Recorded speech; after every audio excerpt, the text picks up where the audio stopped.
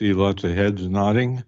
So we are at item 5.4 on our agenda, Council Remuneration Supplemental Report. And I'll just refer to the CAO about how she'd like to deal with this report.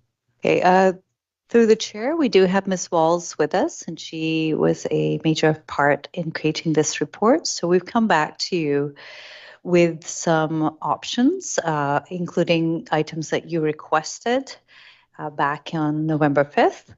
So Council, I'm not sure how much detail you'd like us to go into in terms of reading out and reviewing the contents here, but we're really looking for your direction on a number of items. So you'll see in the report, there is information on parental leave and childcare, extended health, dental and vision, life insurance and accidental death and dismemberment coverage, and then how you may wish to have that included in your remuneration. So there's a number of different options, and I think what we're looking for from council is what would you like and how could we come back to you with this? Thank you. Well, there's quite a widespread number of issues there. We've got council remuneration, the pay of mayor and councillors as one part of the question. We've got the question of benefits, whether they should be provided at all, and if they're provided, who are they provided to and who pays for them? That's the second one. We've got the third item of child care or parental leave and whether that should be included or not. And other ones, what have I missed? There are some other ones, but I'd like to have an opportunity for council members to review and ask any questions. We've had a couple of days to look at the report that staff put together in a short period of time for us on this. And so I'd like to do what we've been doing, is go around the table and ask questions about the report until people are ready to make recommendations, and then probably making the recommendations on each individual concept there would probably be the most effective. It's a lot of things to deal with at one time. We don't have to deal with them all tonight, but it'd be a good idea to get more understanding and talk about the direction we want to go. So if that works for everybody, we'll start right down there at Councillor Palm, and can start with questions, and we'll go around as many times as we have to. Yes, thank you, Chair. I don't have a lot of questions. I think most of those were answered the previous time we discussed this at some length. So I will simply state my position. And that is, as far as I'm concerned, we are adequately compensated in terms of remuneration, which has increased quite greatly over a large period of time. And I didn't sign up make a great deal of money in this. It's a service to the community, and that's why I'm here. As far as benefits, I stated last time that if you are retired, you are required to pay for your benefits, which I do. So I would leave that alone and say if any individual councillor wants benefits, it should be at their cost, and then they're certainly entitled to those.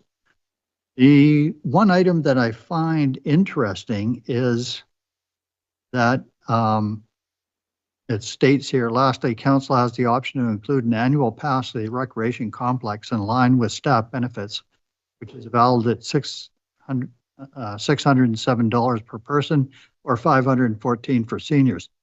So I'm quite certain that by accessing the recreation complex and working out, there's no substantial cost to do that to the city other than it on paper. So I would be in favor of that because I would certainly like to go to the complex and work out on a regular basis. Thank you, Chair. Councillor Elliott, do you have any questions? I don't really have questions. No, I wanted to, I think we've, this is the second time this has come around, and we could probably get to making some motions, which I would want to contribute to, but. Councillor Alameda, questions? Similar boat. I think when we start getting into deliberations, I might have some more thoughts at that time. Thank you, Chair. No questions, thank you. Councillor Isaacson. No questions. Ready to get into debate and deliberation. He wants to get down to it. Maybe it's because it's getting later in the year. Anyone have any motions to make? Yep. Councillor Isaacson. I have a general motion that staff prepare amendments to council remuneration, benefits, and expense policies to include the decisions made at this meeting. I'll second that. So just to speak to that, rather than making one big motion with the things that we might want to include, this allows us to, as we did with a procedure bylaw, just say we're going to make a bunch of decisions and please include them all. But this is just a general motion to get us going, and then we can deliberate on each item as councillors decide to put forward. Council have any input? Vote on that motion. All those in favor of the motion? Any opposed? That's carried unanimously. Excuse me. Any other motions? I'll start with maybe an easy one that Councillor Palm mentioned. I move that we include an annual pass to the recreation complex. Seconder for that. Councillor Palm, were you seconding it?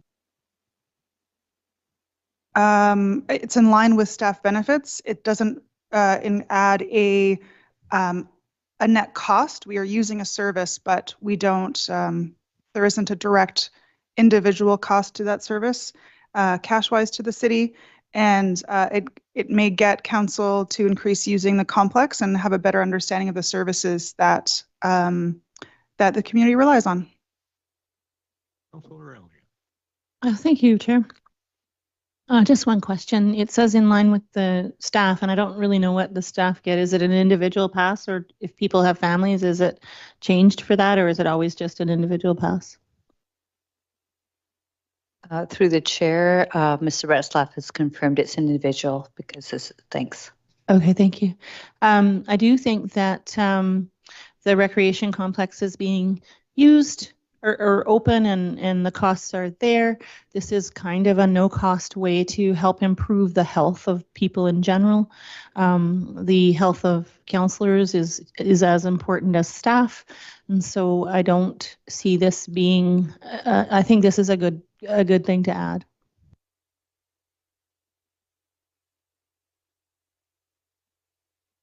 Those in favor of the motion? No one opposed. That carries unanimously.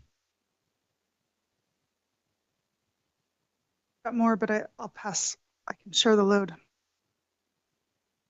So I would move that we make our policy for council remuneration to remain the same for 2025 and 2026, and with an increase for 2027 of CPI minimum of 2, maximum of 4%. And I meant yeah, that's right. In 2027 and thereafter until the council of the day decides differently. But we don't have to have that part, but yeah, in 2027. Through the chair, if you might repeat that for staff recording. Yeah, to prepare, so the remuneration bylaw with a remuneration remaining the same for 25 and 26, an increase in 2027 by CPI or minimum of 2% and a maximum of 4%. So if CPI is in the middle of 2 and 4, you would receive CPI. If it's more than 4, you would not get more than 4. If it's under 2, you would still get 2.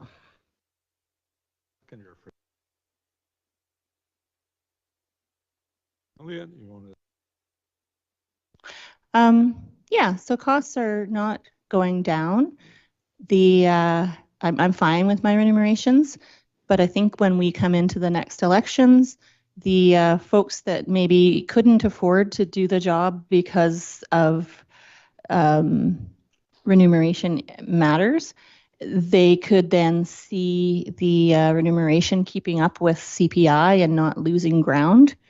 And maybe it would matter to them if, and so you might get a broader representation from the community running for office. I know that this last election we had the most broad representation from the community than we've ever seen in an election, and I believe that it is because of decisions made of the previous council.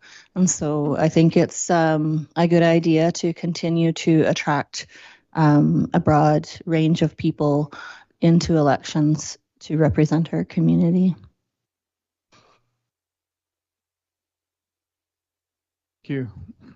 This appears to be vague in one respect to me, and that is an increase in 2027 by CPI. CPI referenced on what year prior? The prior year, or is that the assumption here? Or would it be CPI back to 2024? Or it's in question. I would assume it would be the most recent released CPI by the Canada Revenue Agency of the day that they're assessing this, but you could specify that in the motion if you like. I'm fine with that.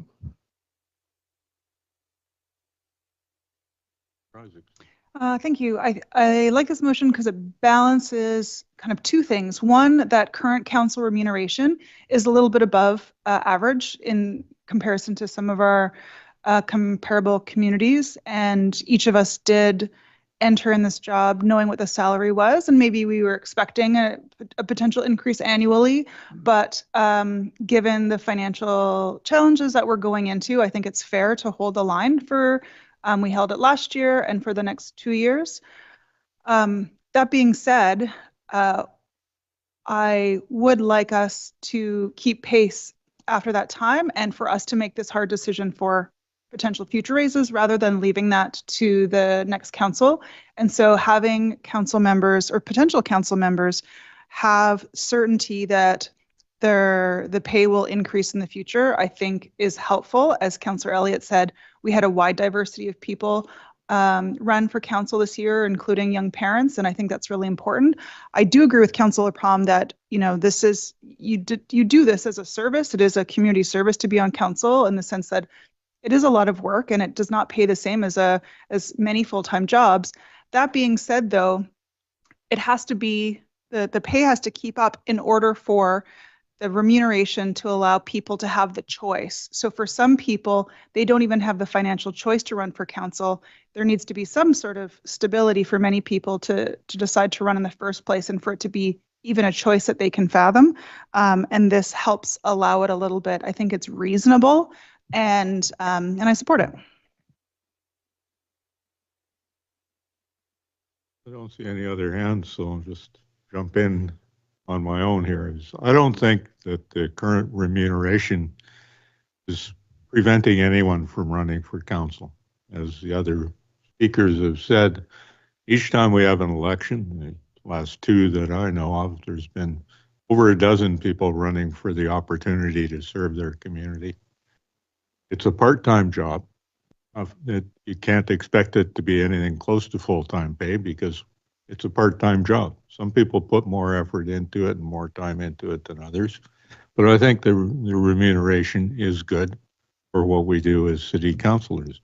And I didn't run because of the dollar value of the job. As a matter of fact, I didn't look into what the pay was for it until after I'd been elected. But there we are. I think this actually puts us, it doesn't provide any increases for 24, 25, and 26, which will mean that inflation is going ahead while councillors' wages don't increase. But after that, it gives a following basically of the consumer price index and gradual increases after that. So I think it's appropriate and I will support this motion. Anyone else? All those in favor of the motion we have in front of us?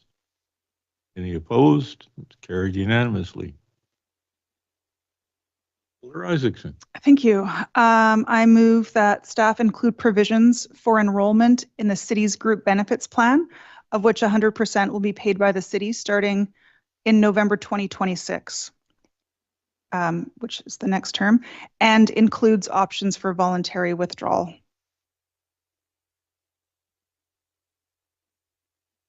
Have a seconder for that? I want to clarify before seconding. Oh, Councillor Suscott seconded it, I believe. Go ahead, Councillor Isaacson. Yeah, the reasons for doing, to specify the city's group benefits plan, this is not the UBCM one specifically for councillors. It's a benefits plan that city staff are already engaged in, and so it would be matching what city staff members receive. I made this motion so that it applies to future councils and not to this one, again, because I signed up for this knowing what the remuneration and benefits were, but again, attracting a diversity of residents to run for council, again, so it can be a choice for families in an increasingly expensive society. This allows for people who may have to pull back on their hours from a full-time job to part-time hours in order to make time for this. Often when you move to part-time, you lose benefits with a job. And so this allows, again, for people who are in particular of working age, or perhaps who are retired and didn't have the benefit of paying into a plan when they were employed, allows a little bit of additional support. I think it's important to that council members have the opportunity to withdraw, and I believe that's usually how it happens. You have another provider and you can withdraw, and so if a council member is covered somewhere else, then that's great. But for future councils, again, this is not for our council, this is for future councils, it allows especially younger people who are still working, who may have to draw back on their hours for their current job, and possibly cut back on the benefits that job would have provided, allows them some certainty in knowing that their family is, that they as individuals and whatever that is covered is covered. There's a cost associated with this. I think our job is to look out for the best interest of our community, and I think the interests of our community are best served by making sure that a diversity of individuals who represent the wide range of demographics in our community feel like council is something that can work for them and their family, and this helps make that possible. Research done by groups who look into different levels of government and attracting diverse people to run. This sort of benefit attracts parents, young people, women to be able to run. And I think it's important that those types of people see themselves as this job being possible for them. Thank you. Councillor Elliott. I just wanted Councillor Isaacson to review what's up on the help staff make sure they have it right. Okay. I mean, I didn't need the first part because I think the very first motion of tonight directs staff to provide amendments, but let's see, include provisions for mayor and council enrollment in the city's extended benefits plan at 100% cost coverage starting in November 2026. Yeah, so again, that's for the next council, not for us. Comment on it now that it's thank you, Chair. So what I like about the motion is that it has that option that Councillor Palm was looking for opting out. So those folks who maybe have full benefits through retirement or some other way could opt out and save the city that cost. For those people that it really matters for, they can have the stability of health coverage while they're on council without losing benefits if it was available to them before through another job that they are then cutting back on. I also like that it starts next term, so it isn't about this council, it's about the next council. And of course, there's an election in between, and so that provides the community opportunity to make that an election issue if they wish to do so. And so I'm in support of the motion.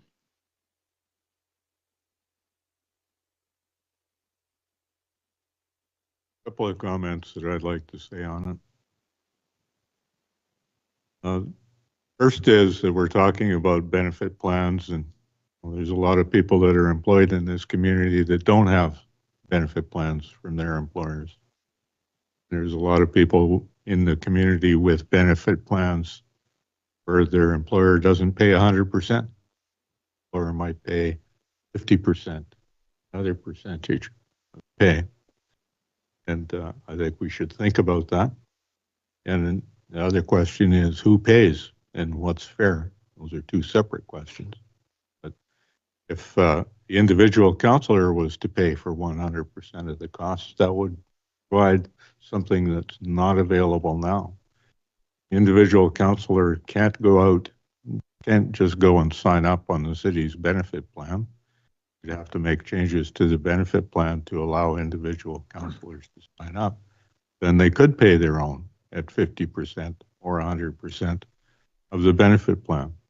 And then the other one, I hesitate to bring up as fairness, is that you have people who are already enrolled in benefit plans they've earned and they're paying for.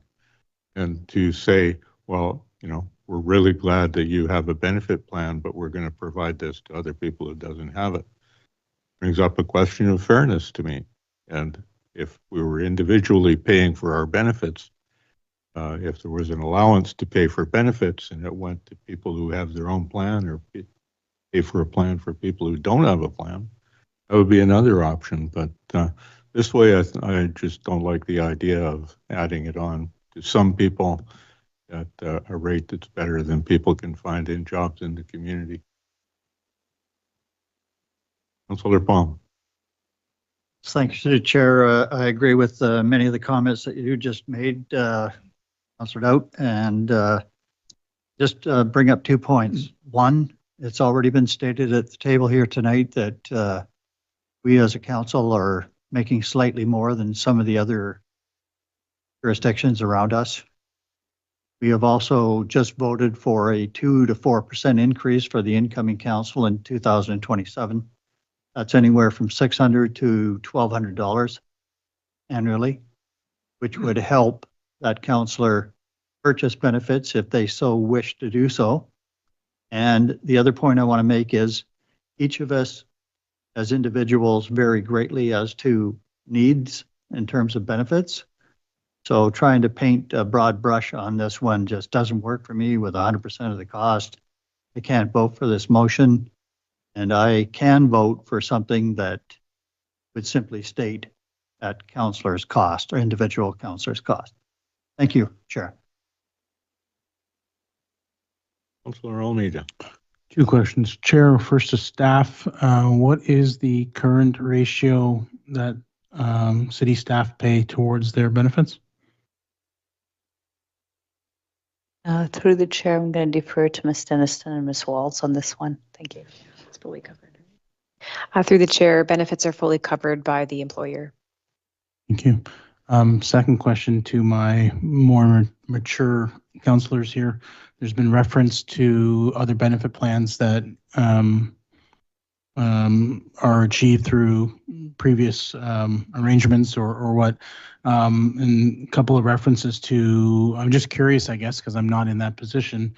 Can those be opted out of, or is there a certain requirement because of age or position that those plans can't be opted out? So I'm just trying to get a better picture of the scenario for different age groups and demographics.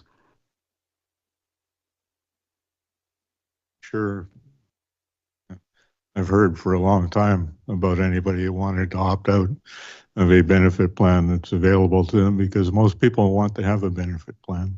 And one of the things I do know is the difficulty is coming to the end of employment. If you have a medical plan, and you come to the end of employment and you lose that plan that you have with the employer, it can be difficult at times, particularly as you grow older, to get similar coverage from a new plan. You don't do it within a certain timeline, you can end up without any medical plan, benefit plan. So most people I know, once they have a medical benefit plan, want to maintain that as long as they can. Councillor Suscott, sorry. Thinking somebody else's chair. Thank you, Chair. You do a great job chairing. I do support this recommendation. I'm one of the lucky ones, and I think my generation is by and large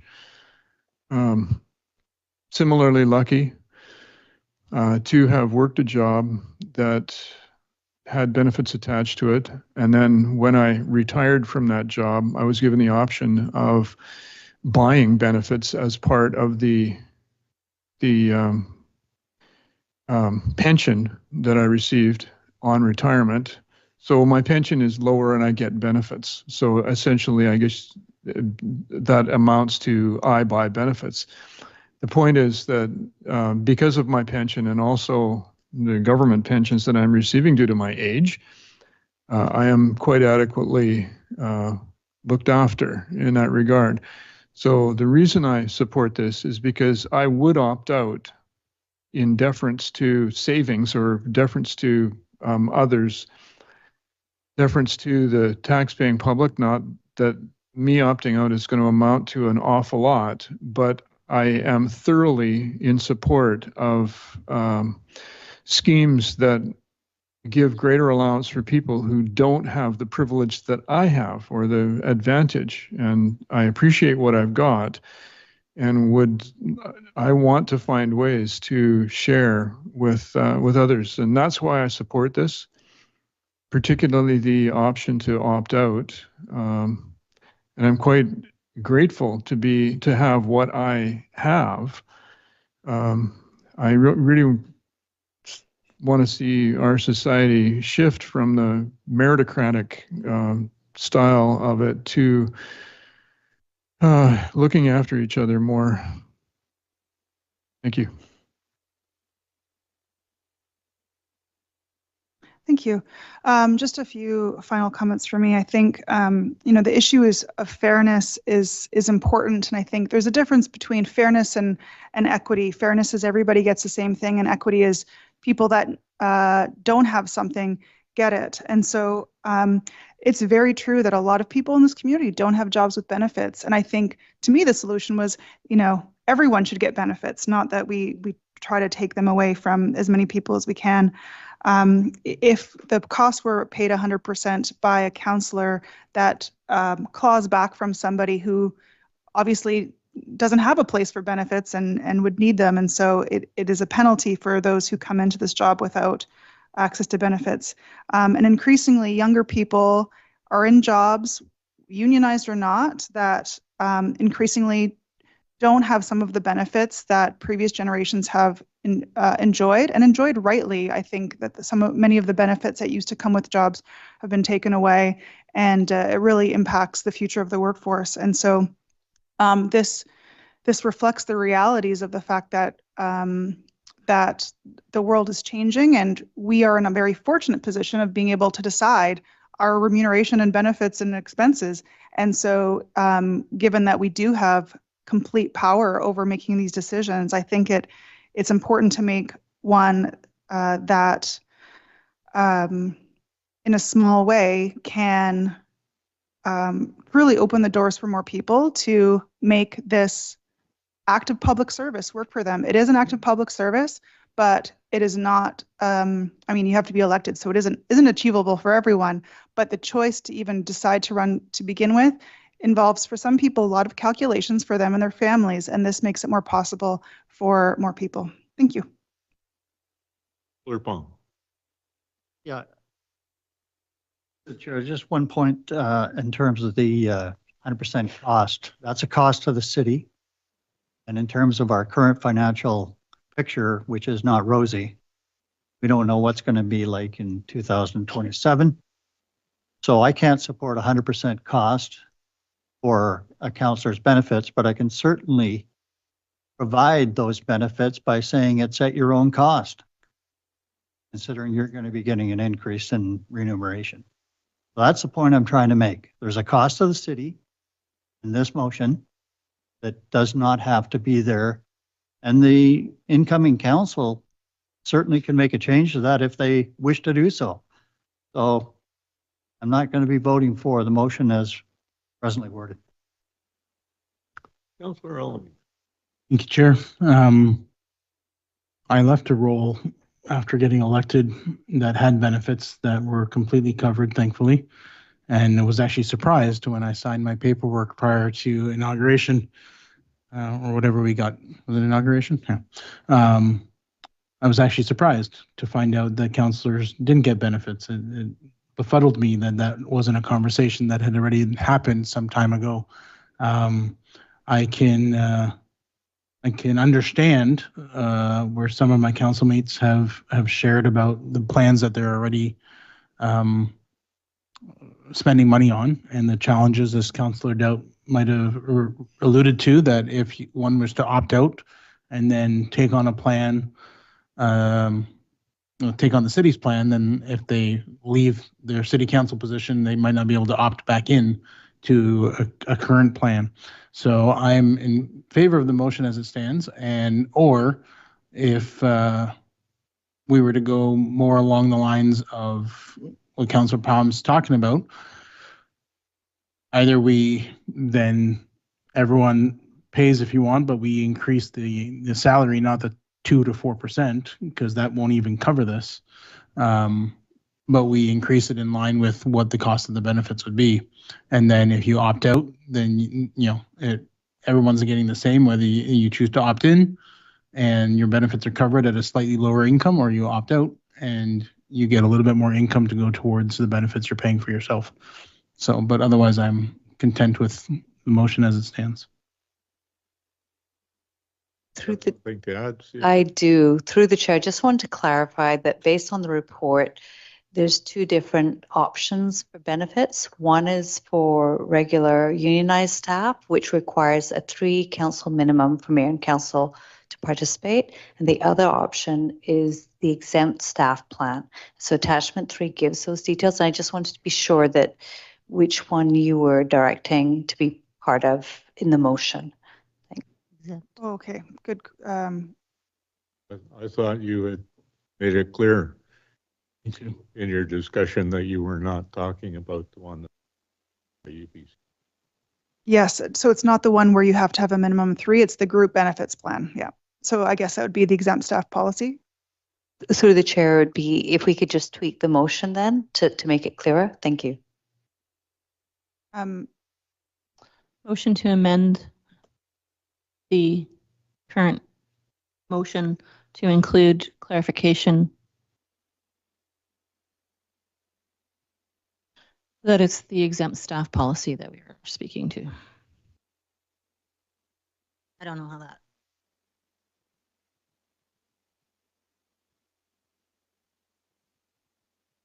We'll second that if that works for staff. Councillor Alameda seconds it. Discussion on the amendment.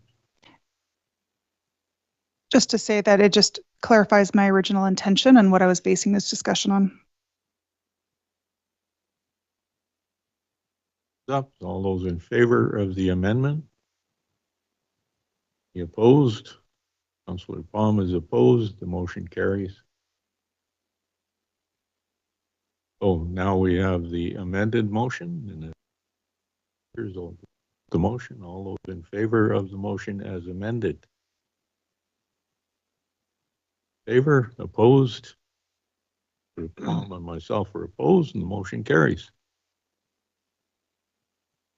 Anything else? Councillor Isaacson. Yes, I move that that staff include provisions for a reduction in remuneration for breaches of the code of conduct.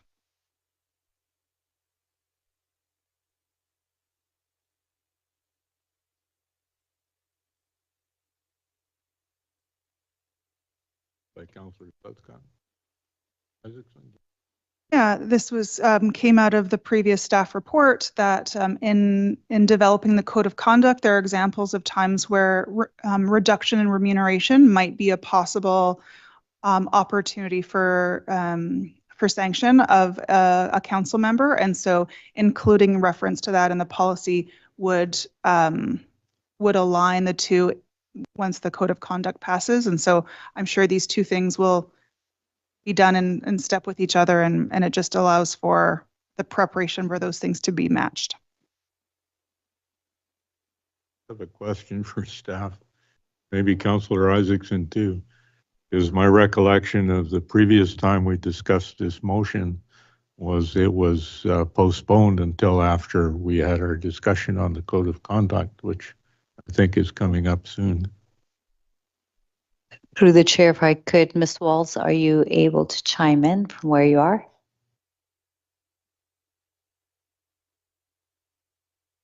Through the chair, sorry, the question cut out a little bit. Could I hear it one more time? Question was that I think we had discussed this motion and the motion was put on the table at a previous meeting, and that the motion was subsequently postponed until such a time as we were discussing the code of conduct so that we could do them both together. That's my recollection of what took place. I didn't know this motion was going to be made in this way. I didn't do the research before I came, but that's my recollection of what happened. Chair, are you referring to at the last meeting or during one of the code of conduct meetings?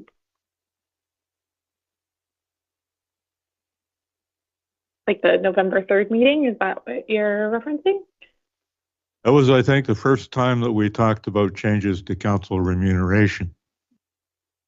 And the motion at that time was that we delay the consideration, or we postpone, or we table, I'm not sure which, the discussion until we had the code of conduct up for discussion again.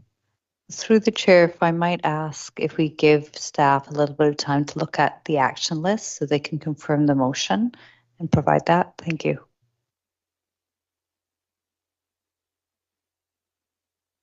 Councillor, again, lots of people want to chime in. Councillor Alameda. Thank you, Chair. I think just in reference to your question, since we are agreeing to not increase remuneration for 2025, there's probably less of a rush to get this report or these revisions done in the next month. That I'm wondering, and then so since council's staff is going to come back with a draft policy, a long draft policy of where we're at with the code of conduct, I'm thinking that having them both on the table, because we can still remove them or edit them after they come to us, I don't see a problem with having this here right now, is my feeling. Councillor Elliott. I think it's a premature motion. I think it's out of order because we're talking about a code of conduct we don't have. And so we can't actually put wording in a draft or otherwise that reflects the code of conduct that we do not have. And so I believe the motion is out of order. I'm going to write in and rule on that because I think you're right. I think it is out of order, and I probably should have ruled it out of order the first time. This is what I was trying to do with my hand. A while for my mind to get around to what we had done before. So I'm sure we'll be talking about it again, but right now I'm ruling it out of order. Right.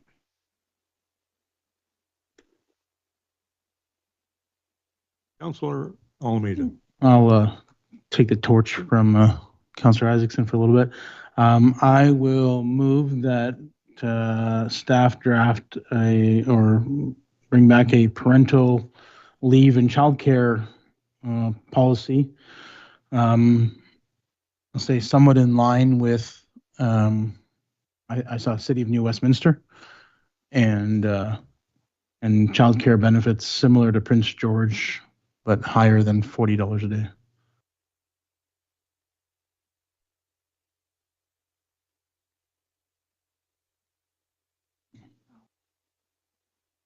Second. I'll speak to it if it, Go ahead and let me explain and then you can decide. So, in reviewing the policies, I appreciated staff providing a couple of different examples to review. The one reason I pointed out the New West one, and it's not for everything, but we're in a unique situation right now where we have the mayor who had to take a leave, and while he's not having a child or adopting a child, one thing I appreciated is that he's on a leave for a period of time, but when he's able to, he has been able to attend, and he's tried to attend wherever he physically can. And I could see the same situation happening for a new parent, where there might be space in their capacity to attend certain things, whether virtually or in person or not. And the New West policy seemed to have that flexibility where they could be on leave and still attend where capable or step aside if not. Whereas I think it was Courtney or whichever the first one was there had like an all or nothing. If you go on leave, you're completely on leave and you can't be involved. And I think, we saw parents at UBCM with their babies in hand and such that I think having the flexibility, but also the understanding that, hey, you might not be able to be there, but if you can be there, then that would be great is where I'd like to see it go. And in terms of the childcare, I thought Prince George had at least laid it out, but they listed $40 a day and that seemed a little low at current childcare minding rates. Before we get too far, I'm going to ask you if what's up on the screen reflects what you said, because my recollection was that you had asked staff to draft a policy. You didn't say include parental leave and childcare benefits. I did, but I might have said it fast. So we'll continue from what's been said. So in line with the city of New Westminster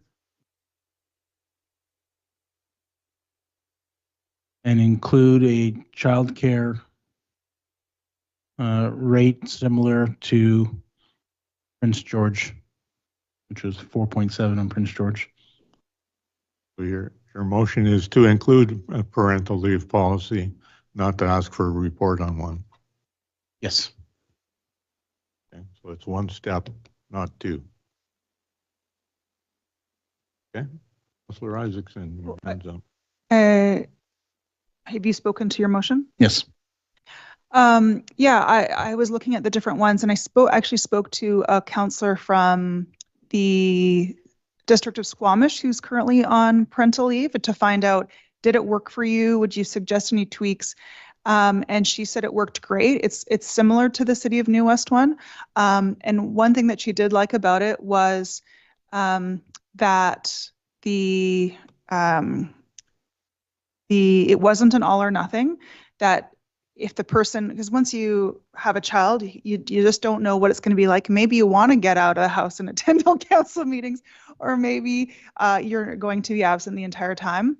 And I think, again, with the current mayor on leave, I think it's helpful, especially at the council table, to be able to participate as much as possible, but knowing that you're not going to be kicked out of your job by the community charter by that. I also, one of the things that I like about it is that there's clarity on if you have other appointments, that if you're not going to carry them out, if you cannot carry them out, that those are passed on, but there's the option to get back into your appointments when you return from leave. And I also like it that it's inclusive of a variety of parental situations. So I support the parental leave piece here. I actually have concerns, or I would suggest something different from the childcare benefits policy. And so I'm wondering if I could split them, the parental leave and the childcare benefits policy, to be separate. You making a motion like that? Well, yeah, they're not really two clauses that can be Either you're making a motion. split. or you're not. I move to split this motion into the parental and childcare benefits pieces separately. You have a seconder for that. For Alameda. Through the chair, sorry, just for clarity, is this, so you're wanting to make into two separate motions? Yes. So I'm, cause yeah, for the amendment, and just as a side note, if we can just have a bit of time to put the motion on the screen when it's made, even before it's seconded, just so we make sure we get on the screen what exactly what you're wanting to say. But for this, because if we're amending that motion to make two separate motions, then we'll have to. It would be like having two motions on the floor. So I might instead suggest that the amendment motion be to strike one of those items from this motion and only vote on one of them, and then create a new motion for the second one, if that is how it goes. Thank you. Okay, so on advice of corporate officer, I would say strike references to the child care benefits policy and the Prince George.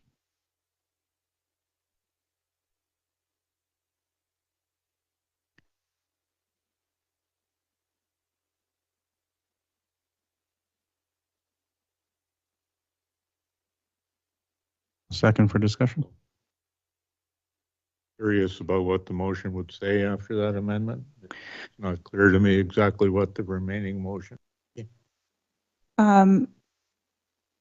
So to be specific, then it'd be to strike and childcare. Sorry.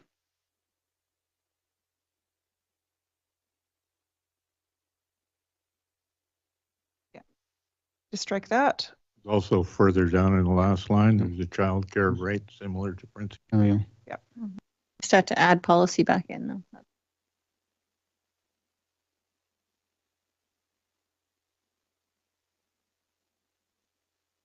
There you go.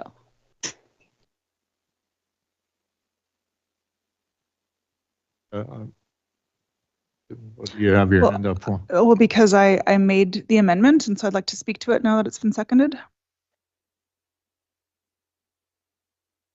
Trying to understand exactly where we are. Amendment to strike reference to child care benefits policy similar to Prince George, and also amended motion, the amended motion that staff include parental leave policy. So if we pass this amendment, the intention is that the amended motion would be that staff include parental leave policy in line with the City of New Westminster. Not draft a report on that or anything else, but that staff include a policy. That's the intention of my Are motion. you happy with that? Any discussion on the amendment? Councilor Isaacson? Yeah, just to clarify to the mover of the main motion, I would still like to talk about childcare benefits, but because I want to get into a more fulsome discussion, or I have more concerns about the way that yours was originally worded, I just wanted to separate the two. So my intention is not to not have that. Councilor Palm? Yeah, through the chair, just a point of clarification. I know that at least I believe the previous motion on benefits would not take effect until next term in 2027. Is that the case that you're suggesting for this motion as well? Actually, Councilor Alameda's motion, not Councilor Isaacson's. It has no timeline. I'm just questioning the timeline. So right now we're dealing with the amendment, which doesn't include the date. And when we get back to the main motion, I think that's a valid question.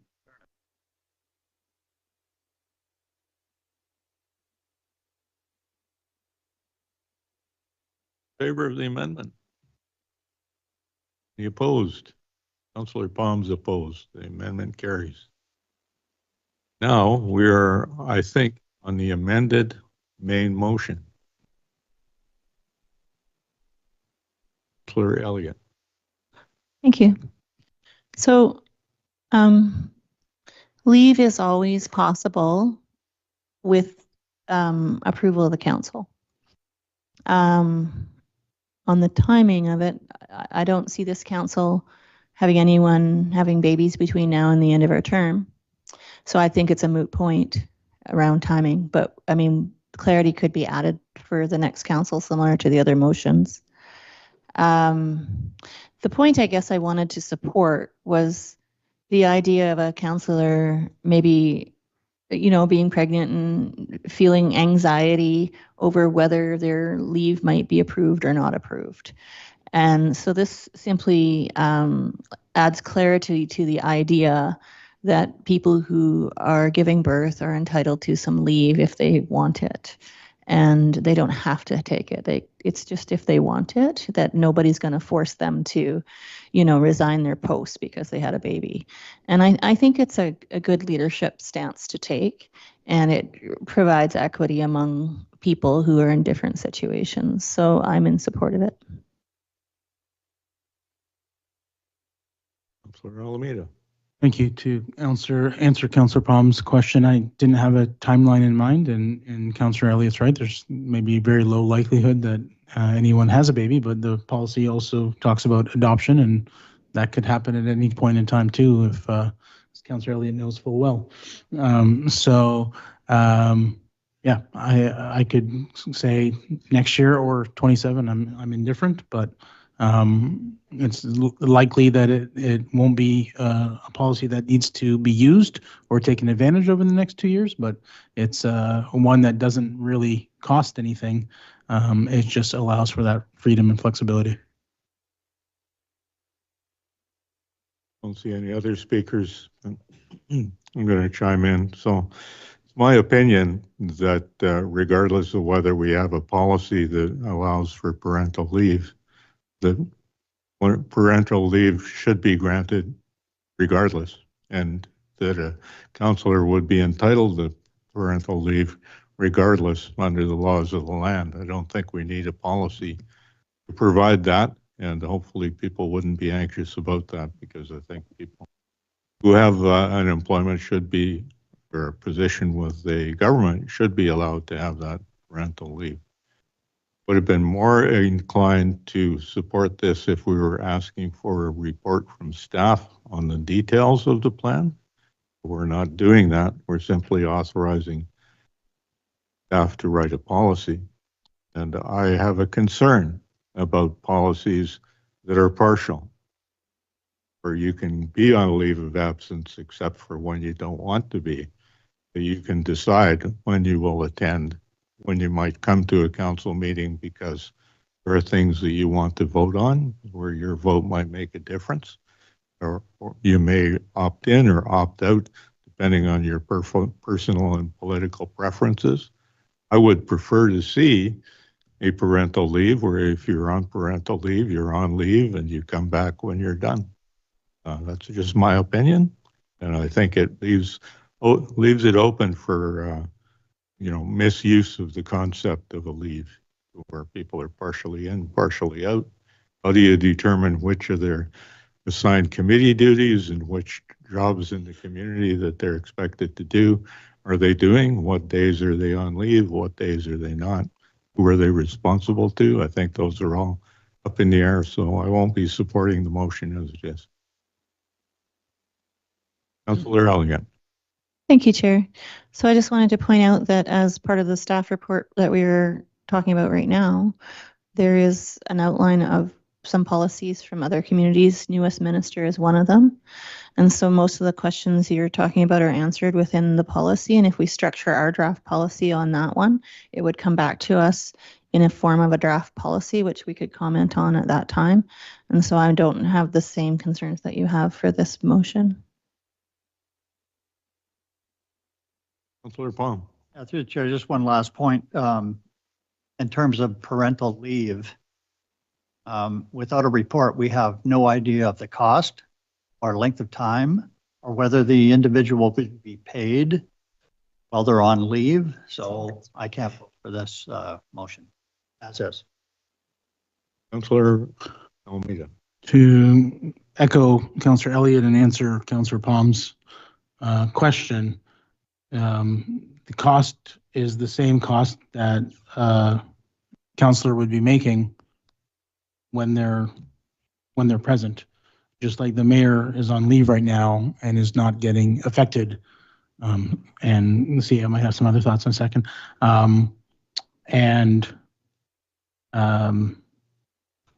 That's a cost. And then the second thing, to Councillor Elliott's point, is staff is going to come back with the draft policy. So once the draft is there, we might edit it. Like New West says 61 weeks right now, which might seem high. We might want to go with 18 or 25. Those options will still be available when the policy draft comes back. With respect, the motion doesn't include a draft policy. The motion says include a parental leave policy, Which we have to approve. Through the chair, Ms. Walls has some clarification if we might let her speak through the chair.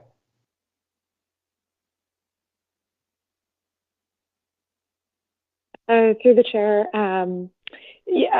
similar to what Councillor Almeida just said, but the policy would come before council before anything's adopted, and those changes can certainly be made. It sounds like if there was, in Councillor Almeida's motion, there was a policy to model after, and so that's what a policy would be drafted in line with, and then of course, like anything, it does come to council before adoption, and you can direct staff to make any changes you wish to see. And further, the cost, again, like Councillor Almeida said, it would just be continuing to pay for the councillor's remuneration as normal, as if they were still in attendance, and that term could be set by policy or ad hoc. Perhaps the councillor only wants 6 months, or a councillor wants a year, or what have you. So those are also options that council can decide on. Thank you. Councillor Isaacson. Thank you. Yeah, I support this motion. It provides for when we get it back again. This relates to the original motion made tonight, saying staff prepare amendments and etc. for the decisions made tonight. So it'll come back towards us. The City of New West has some good language that they worked on, and it provides us a good starting point and a place for staff to get direction on what to base it on. And if we pass this, then I would look forward to the draft. And it was helpful for me to reach out to parents literally using their own municipality's parental leave policy right now, and what it made possible for them to have that policy in place, rather than relying on hopefully the support of the rest of council. But it's hard to, you can't guarantee that, and it would be very helpful for someone who is in a place in their life where they are considering expanding their family, or in some cases you can't predict it. If someone finds themselves in a situation where they are adopting because of an emergency in their family, it provides some certainty that they can continue in their role and still care for their growing family. So again, it's all part of the process of expanding this role and being attractive and possible for more different people.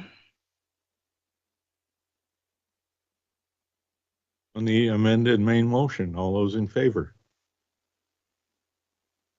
Any opposed? If opposed, the motion carries.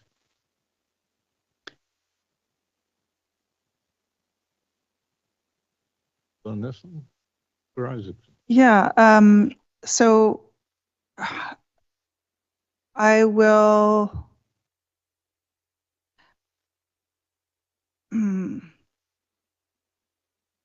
So I move that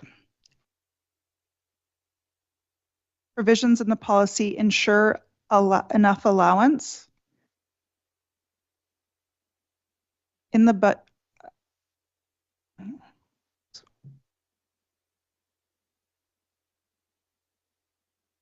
allowance is included in the budget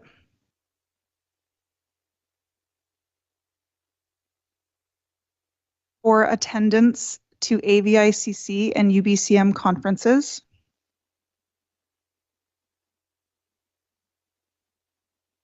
With an added margin to allow for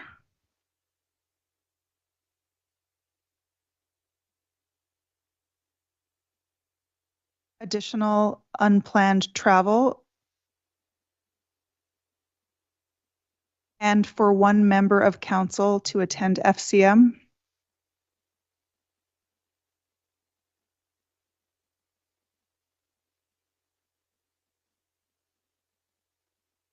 I think that's it. Yeah. Specify which policy you're talking about? I think this is the expense. So the original motion tonight talked about remuneration, benefits, and travel and expenses, and so it's part of the policy package. Yeah. That reflect the motion you want to make? Maybe for full council attendance at the very first line.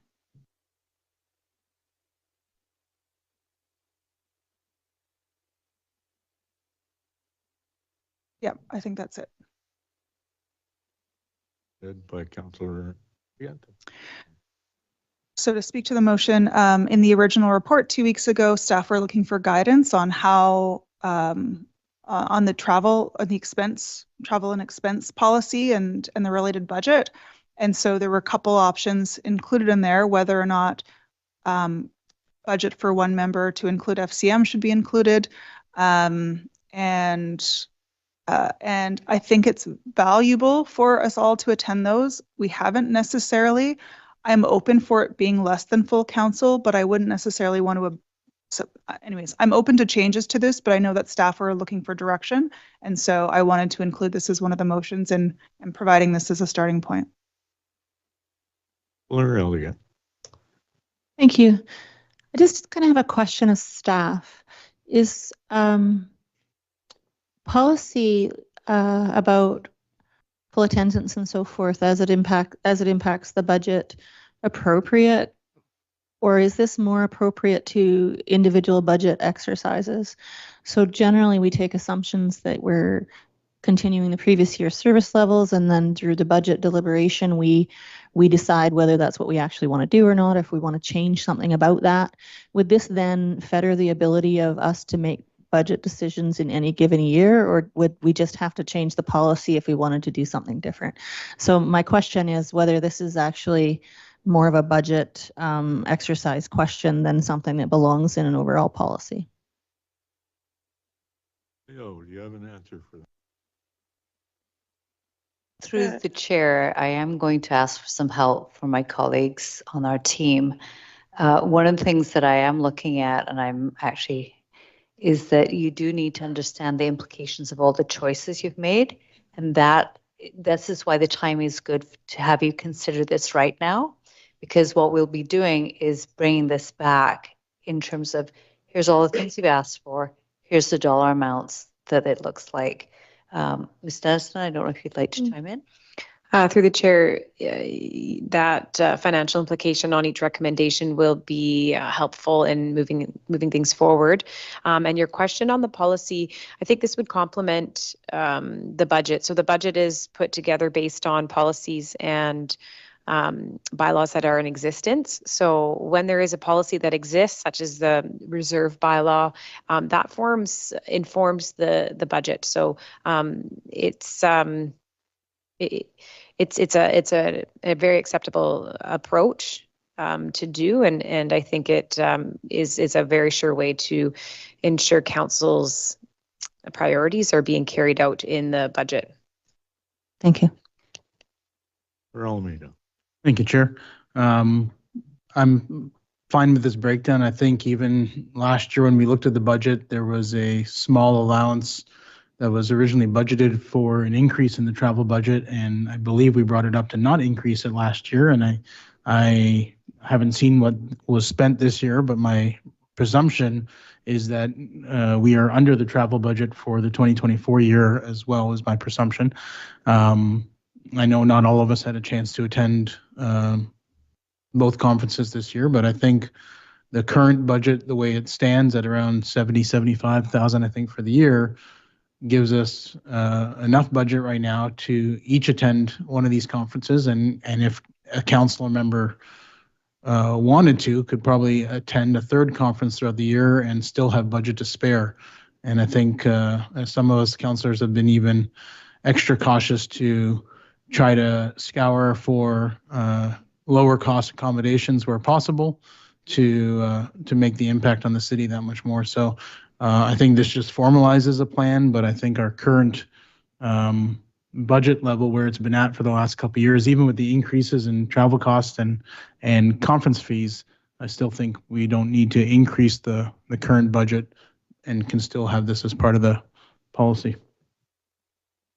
Councillor Baum. Yeah, through the chair, just one point of clarification. I'm not quite sure the wording that states allow for additional unplanned travel. What is your reference and meaning of these words? I specifically used a recommendation in the staff report from last time. And so what I foresee is, for example, 2 years ago, there was a UBCM housing conference that Councillor Elliott and I attended. And so if there's a little bit of room, if something comes up that is above and beyond what we're kind of individually allotted, that there might be space for a council member to attend. I'm presuming that's my assumption, but I actually, that's a good question. I did use language from the staff report last time. I asked the question because we are in a cost-saving mode in the city presently, and we should be looking at a budget and trying to reduce numbers across the board to show leadership in the city. I don't see us doing that with this motion. I think everybody's had a chance. I'm going to put my 2 bits worth in. Is what you see in front of you there is basically the current status quo. Is that the expectation is that most, if not all, councillors will attend the Association of Vancouver Island and Coastal Communities Conference in the spring and the UBCM convention in the fall, September usually, and go there and may attend other conferences that are planned actually through the year.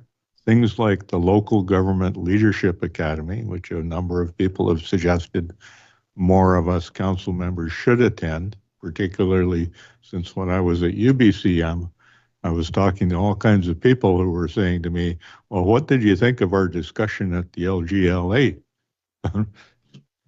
meeting a couple of months ago? And they were using that to make their decisions. So things like the Columbia Institute conversations about housing and about various different topics. And, you know, these are beneficial conferences that come up where you can come and actually get some new ideas that haven't come up around our own council tables and locally, and share those and bring them home. And there is value to that. But this is, in my view, a restatement of the current process. I don't think we've ever gone over budget in this, and I think most times, because people have been careful about their travel and the conferences they go to, we've ended up under budget. So I can support this, and I'd rather call it different additional conferences rather than unplanned travel. But again, we're going to get another kick of the cat before this becomes any kind of a rule. Councillor Elliott.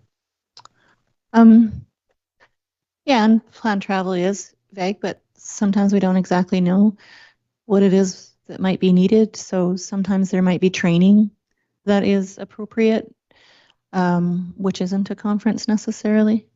A lot of the regional district staff attend the LGLA events every year, not just the first year of election.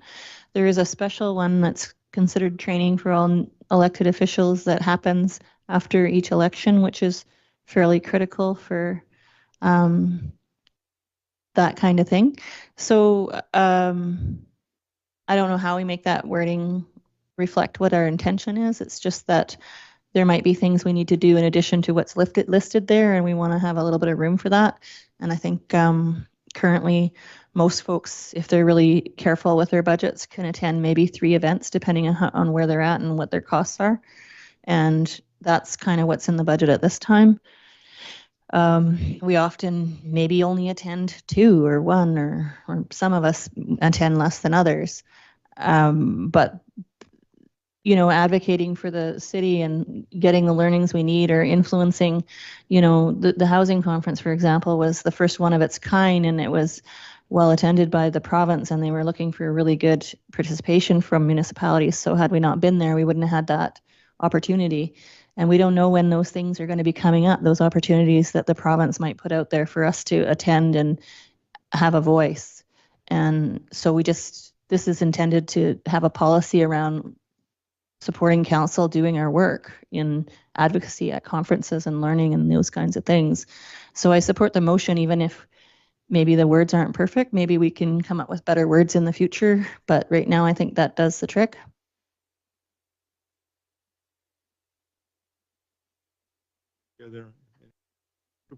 Just one last point, Chair, and that was we've had a discussion around attendance at various conferences in the past, and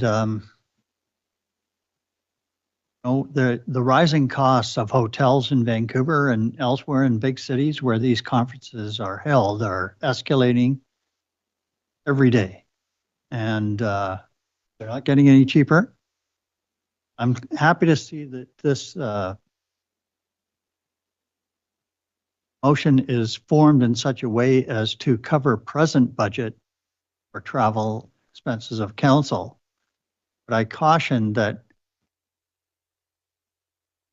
if you're sending full council to 2 conferences with additional travel to other events which we're asked to attend, you're going to be escalating those costs, no matter what way you look at it. So that's simply why with the word full council, I would suggest it should be limited to maybe majority of council, 4 members, so that we actually are seen as being responsive to the public and trying to cut down overall costs. That's the point I'm trying to make. But you have other ideas, so carry on. Any other hands? All those in favor of the motion? Opposed? Councillor Palm opposed, so the motion carries. Came prepared tonight. Oh yeah. So my next motion, well, I'll make it and we'll see where it goes. That the expense policy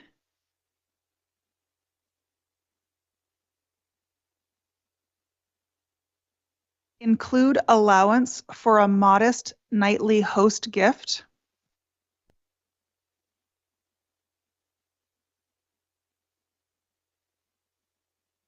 when staying for free with friends or family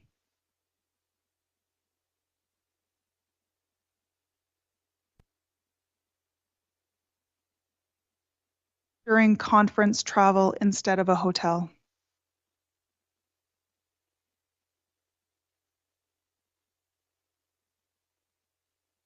Through the chair, if I might also request that perhaps an up to amount be included for clarity, up to a certain value, if that's all right.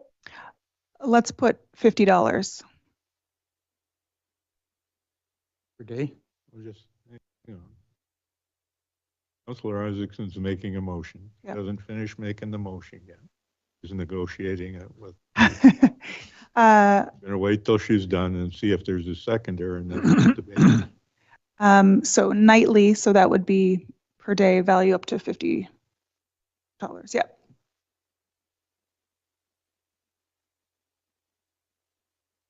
So you've got it. So I've made the motion.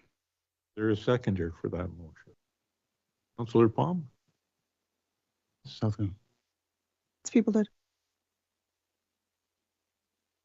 Speak to it? Okay, thank you. The intention is to actually address what Councillor Palm mentioned. It is really expensive, in particular in Vancouver, but also increasingly in Nanaimo and Victoria, to stay at hotels. And if we have the opportunity to stay with friends or family and want to minimize the burden on them, providing a modest amount to acknowledge. When I worked at SFU, this is something that I was able to make benefit of, and it made allowable for me to take my friend out for dinner or buy them a bottle of wine or something to say thank you for hosting me and for incurring my wrath while I'm here, and saving hundreds of dollars on hotels. So it might encourage councillors to consider that as a possibility instead of hotels. Throwing that out there for something new. Councillor Elliott. I'd like to move an amendment to strike nightly and add per event.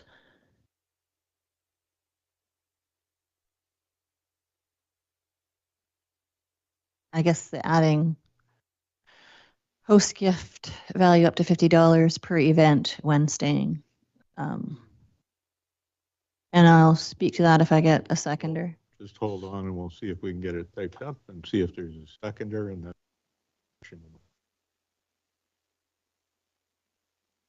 Take nightly and add per event. There's a seconder for that motion. Councillor Isaacson.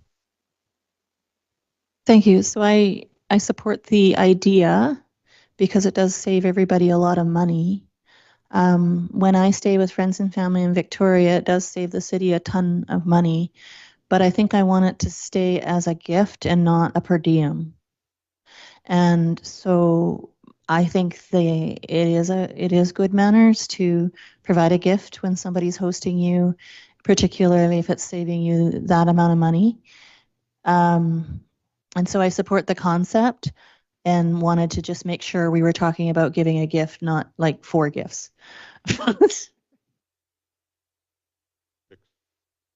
Right. Councillor Almeida. I was going to suggest a slightly different amendment just because I would agree that taking the nightly off before the host for clarity, but in the current wording, it makes it imply that it's $50 for a stay, whether it's a single night or if you're staying 4 nights or 5 nights. And UBCM is a 5-night conference, and a $50 gift for a family or friend is a bit of a slap in the face. If you're staying with them for 5 nights, I would have recommended a slightly different wording, because I think the wording you've chosen here limits it to just $50. I agree it shouldn't be 5 times $50 in terms of a meal every single night, but I could see a 5-night stay, $100 to $200, whether it's a grocery gift card or something, would be an appropriate thing that still saves the city $1,500. I think $50 per night is a little bit more adequate. Against the amendment? Yeah, I wouldn't be in favor of this particular wording. Councillor Southcott. Thank you. Not to repeat what Councillor Almeida said, but I had a previous employer that did provide a modest amount, as suggested by the recommendation, per night. And as consistent with Councillor Palm saying, I really appreciate the opportunity to adequately, even though it's not really compensation, but appreciate someone, particularly if we're at a conference where we're getting up at 6:30 in the morning, leaving and not getting back to our friend's place until 10:30 at night, which is pretty much how these things work. But they, I have friends who would want to accommodate me, but I would feel very reluctant to. A bottle of wine doesn't go that far. Thank you. Councillor Isaacson on the amendment.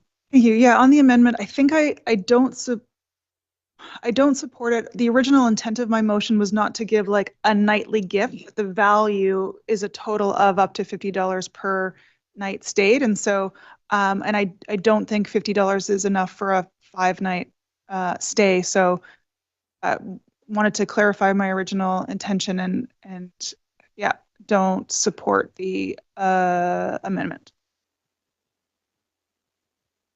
Councillor Pong.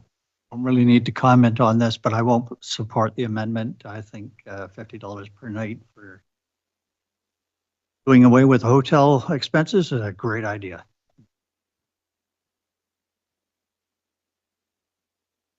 All those in favor of the amendment?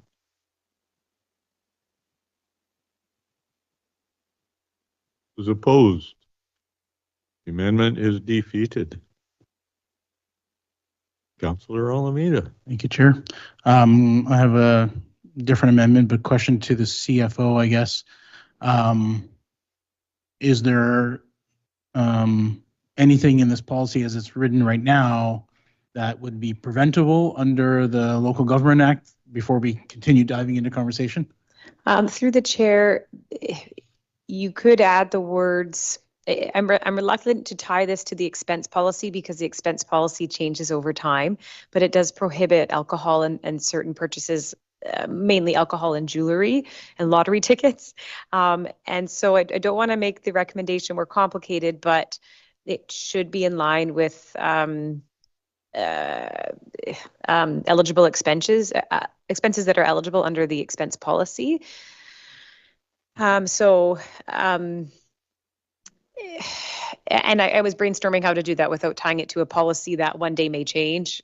So you could put a line that a gift that is within city eligible expenses. Well, I imagine alcohol and tobacco probably won't change from that policy in perpetuity. Second thing is, and whether a receipt would be, I imagine you would want a receipt for whatever this purchase is, assuming it's a grocery gift card or something. But do we need to state that in the?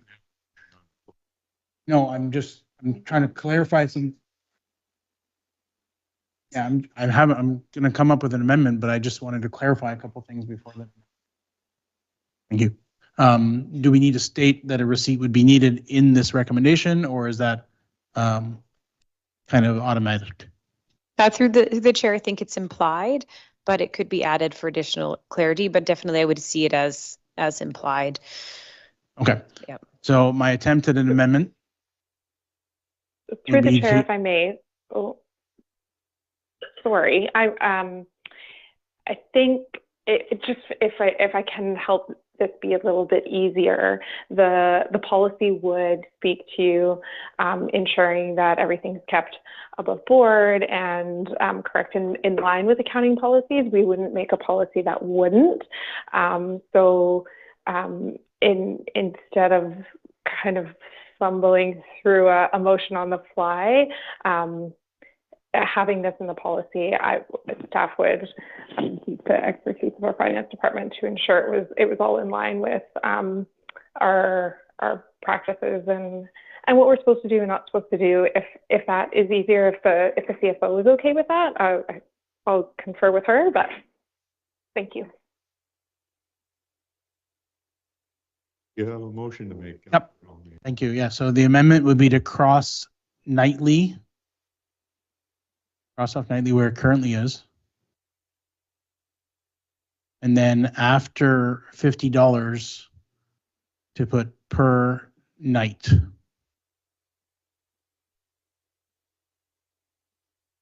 then with receipt provided based on CFO's request.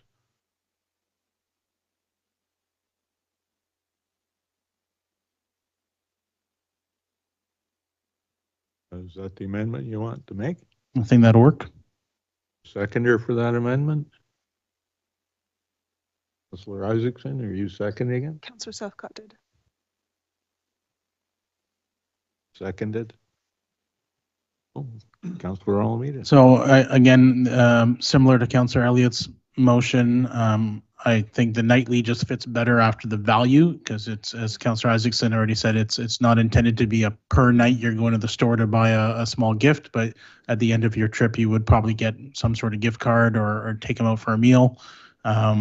As Ms. Wall stated, staff is going to cover all the things that would be allowable, so I didn't include those, but just wanted to clarify that that intention that I think Councillor Isaacson was going for originally. Thank you.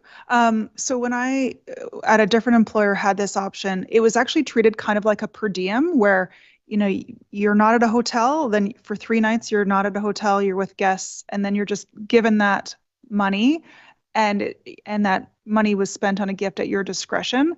And so in that case, whether or not it was a bottle of wine or a piece of art or what have you, it was on your discretion. No receipt was provided.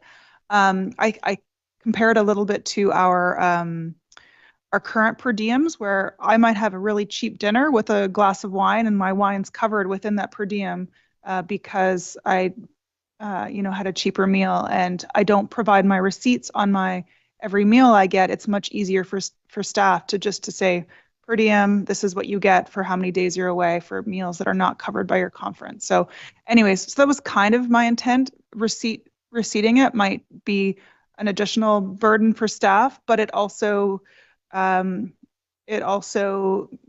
means that people who provide cheaper gifts don't have to be reimbursed as much. So like, I'm kind of here nor there. I think there's more flexibility if it's treated like a per diem. And I don't know if that's possible. It's how it was with a previous employer of mine, but I'm also fine with this amendment. Kind of here nor there for me. The other hands, Councillor Palm, did you want to speak on this? Yeah, just, considering this motion is reference to conferences and UBCM being probably the longest at 5 days, I'd like to see some reference to a maximum of $200 for the 4 nights. Something to that effect, so you can't stay for an extra few days at somebody's house and think you're going to pay $50 a night. You got to be realistic here, and I'd like to limit the expense. Oh, we're having fun with amendments tonight, so you can make one too if you want to. Right, nightly, and add 50 up to a maximum of 200. Is that an amendment on the He's making an amendment to your amendment, I think. Yes, I am. He's doing. What's your amendment to the amendment? Well, it's getting convoluted now, but to strike nightly and say after $50 up to a maximum of $200 for a total stay, something to that effect. I'm not sure how the best way to word it is there.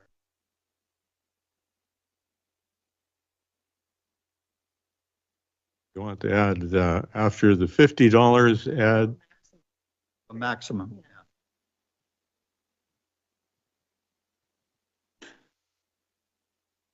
I think if your amendment to the amendment passed, it would read strike nightly and after $50 add per night to a maximum of $200 for the host gift with receipt provided. That is correct. Any more discussion on the amendment to the amendment? Second it? That's good. You should have a seconder before we. I'm trying to reduce discuss it. everything just to $50. Thank you. Thank you for helping. Okay, I don't see any other hands up. All those in favor of the amendment to the amendment? Passes unanimously. Now, for the amended amendment. Councilor Elliott. Thank you. I like that it says with a receipt.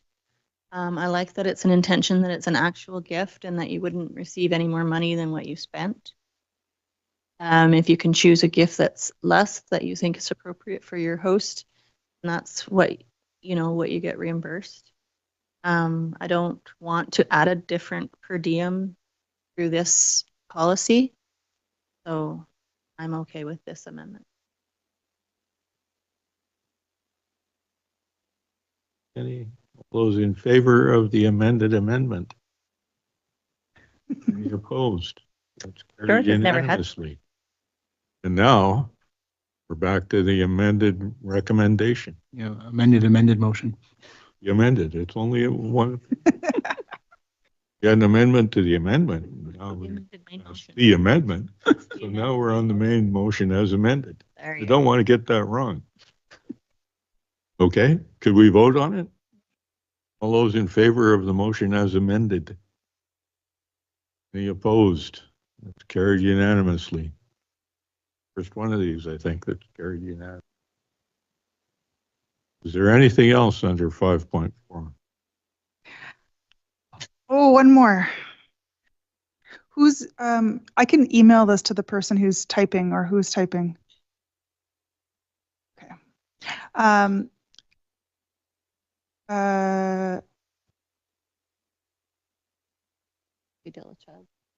Yeah, that's the one I'm bringing up. Oh. I'll just email that quickly. Okay. Send message without a subject. Send, yes, please. Okay. So the include provisions for, I'll read it out because it's in your email, Caitlin. Include provisions for reasonable family care expenses that are incurred as a result of performing the duties of a counselor and or representing the council at an external event to a maximum of 10% of counselor annual remuneration. $1,000. There's a seconder, I can talk about it. I can't right now.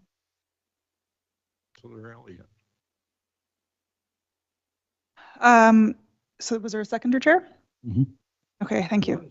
All right. So I was looking at family care expense policies in other communities, and there are some that have a daily amount but didn't specify a maximum. And I think maximum would provide clarity for everyone involved.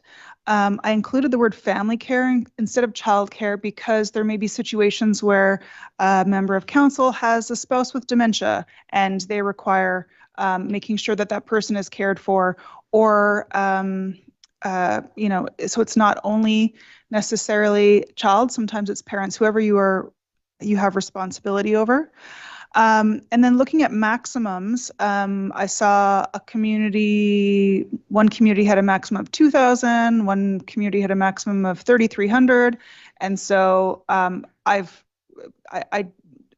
the reason that I put 10%, it was an easy number that kind of matched up with those two other policies. I'm not stuck on this 10% whatsoever. But if you think about the amount that childcare costs, for example, to attend council meetings, $3,000 would not actually cover the cost of childcare for every meeting that council attends, just regular council meetings. And so it sounds like a lot. And unfortunately, that's the reality of what childcare costs. And so so there is a maximum, and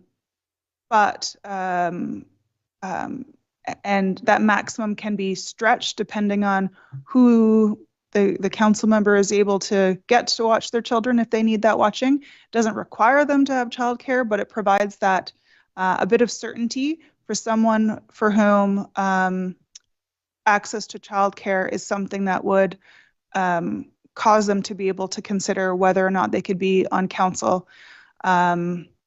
It sounds like, you know, an additional benefit for a counselor who happens to require care for a member of their family or a child, but what it actually does is it reduces the exclusion of people like that from being on council who don't necessarily have the ability to make it possible through other means. So this is about equity and making sure that more people can see themselves.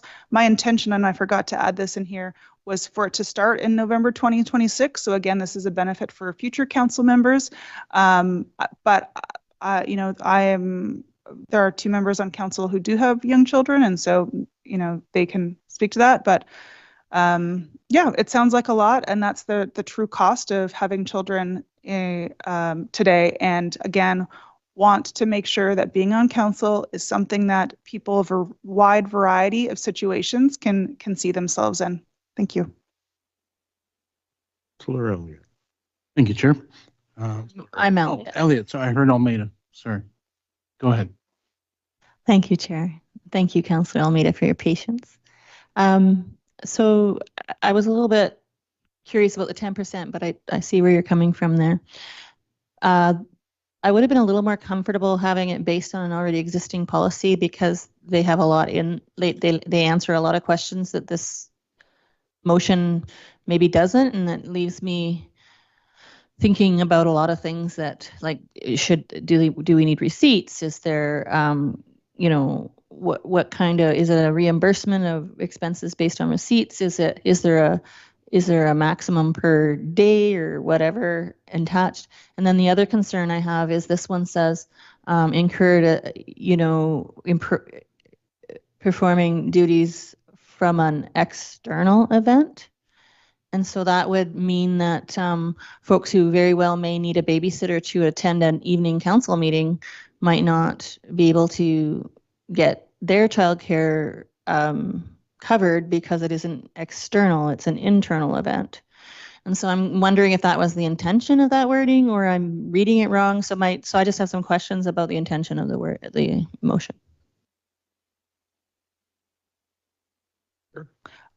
So there's kind of two parts. One is performing the duties of a counselor. So attending meetings like this would be a duty of a counselor.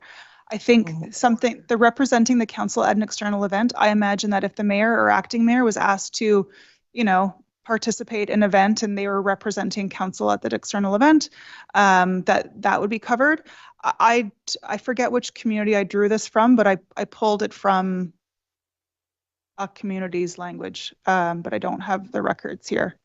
Having those two terms, but that second piece, the external event, could be stricken off. It could be strictly about the duties of a counselor.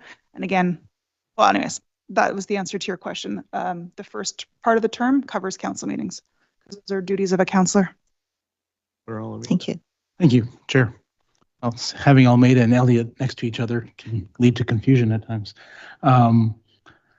I appreciate Councillor Isaacson bringing this forward. I've been fortunate to have a spouse who's been able to be home and given me the opportunity to represent council and work other jobs to make that balance work out.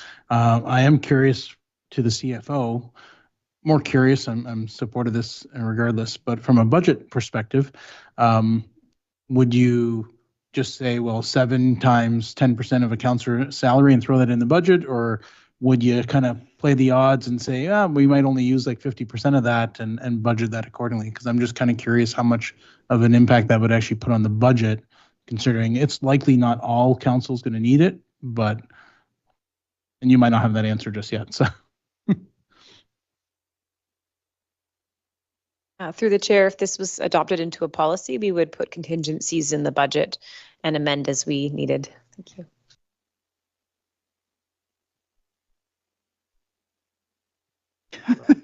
I'm waiting for more people.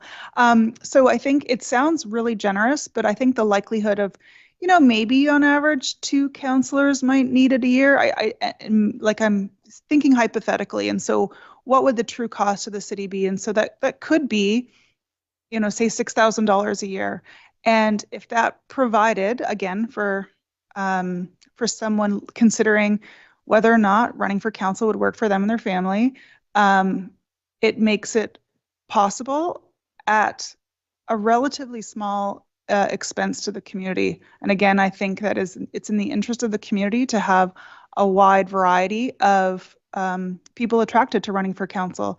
And I'm not speaking for myself because I don't have family care responsibilities, but I know, with current members on council and speaking to friends on other councillors with children, especially those without a spouse, it is a challenge. I remember wanting to encourage someone to run for council who had a younger child, and I was trying to help her envision how it would be possible. I'm like, okay, there's going to be 10 of us. We'll be surrounded. We'll always offer childcare. We'll find a way. We'll make meals. And it was trying to come up with a way to convince a person with a child, just one child, to run for council. And this provides a little bit of that community care built into council policy.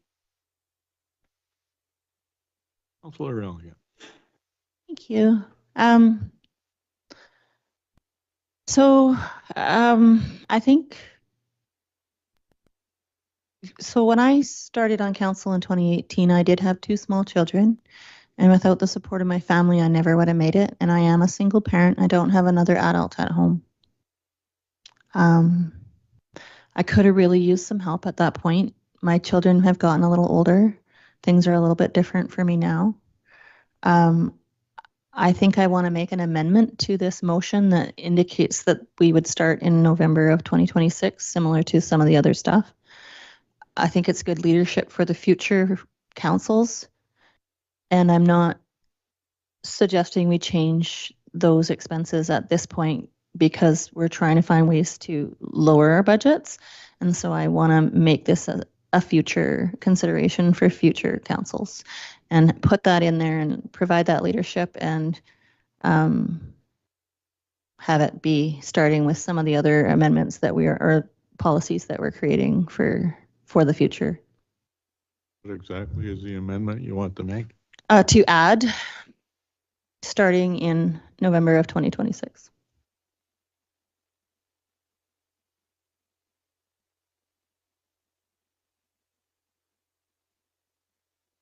Tender for that? Scott, question on the amendment. I think I spoke for You did a good job of speaking for the. Yes, sorry, Chair. Any other hands up? So all those in favor of the amendment? Opposed? Tom is opposed, but the amendment passes. To the main motion as amended. Any questions? Councillor Palm? Just one comment through the chair, and that is, as was previously stated, there are no parameters or support in this regard. Its cost or how often it would be used or how much. So I think this is something that a new council could consider. If it's in November 26, when they're newly elected, they can revisit this, but there's no need for us to weigh in on this item, considering our financial condition at this point in time. Thanks, Chair. I'm going to just get my 2 bits worth in. And first off, as a background to what I'm going to say is I'm assuming that we are going to have a council remuneration bylaw recommendation coming back from council with full details on all of these recommendations that are here, and council will have an opportunity to debate what the policies are actually going to be. Because this one is pretty clear. It talks about reasonable family care expenses. All the discussion so far has been about childcare. Family care extends beyond childcare. It extends to the care of grandchildren, and it extends to the care of elders. I think making an assumption that maybe 1 or 2 people on council might be eligible would be a real error in judgment. I think we would be far better to expect that if we're going to provide a benefit of 10% of councillors' annual remuneration for something like a definition of family care, it could be far greater than what we've talked about so far. Should expect to have 7 out of 7 councillors having a reimbursement of some kind for it. And that, that's 10% times 7 councillors paid. So, something you need to think about. But, I don't mind voting for this because we're going to have another kick at the can and another long discussion before any of it actually gets approved and becomes policy. Anybody else? Those in favor of the motion? Opposed? Councillor Palm. So the motion carries. Are we done? My list is done. I came with receipts tonight. Well, I will expect sometime within the next couple of days, we'll be getting a report.